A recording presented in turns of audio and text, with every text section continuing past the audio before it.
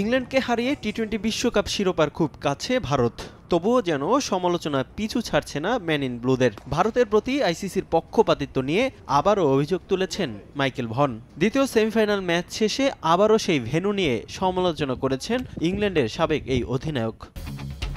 ভনের মন্তব্যে ক্ষুব্ধ হয়ে একজন সমর্থক খোঁচা দিলে পাল্টা জবাব দেন ভন। সেখানে তিনি বলেন, ইংল্যান্ড যদি দক্ষিণ আফ্রিকাকে পরাজিত করত তবে তারা ত্রিনিদাদে সেমিফাইনাল ম্যাচ পেত এবং আমি বিশ্বাস করি ইংল্যান্ড সেই ম্যাচটি জিতত। তবে ওরা যে যথেষ্ট ভালো খেলেনি এ নিয়ে কোনো অভিযোগ নেই, কিন্তু গায়ানা ভারতের জন্য একটি সুন্দর ভেন্যু বাছাই হয়েছে।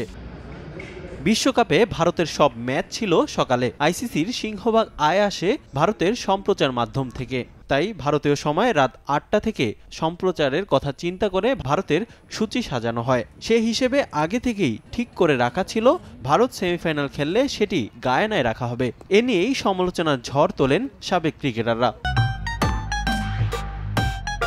দাগ লাগুক যতবার, বার্জার ইজি ক্লিন একবার।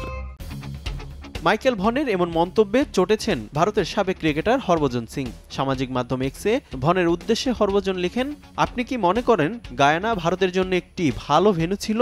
উভয় দলই একই ভেন্যুতে খেলেছে। ইংল্যান্ড টস জিতেছিল, এটি ওদের সুবিধা ছিল। নির্বোধের মতো কথা বলা বন্ধ করুন। ইংল্যান্ড সব বিভাগে ভারতের কাছে পরাজিত হয়েছে। সত্যিটা স্বীকার করে সামনে এগোন। এইসব ভুলভাল কথা নিজের কাছেই রাখুন। বোকার মতো কথা না বলে যুক্তি দিয়ে কথা বলুন। রিফাতুল ইসলাম মিরন, সময় সংবাদ।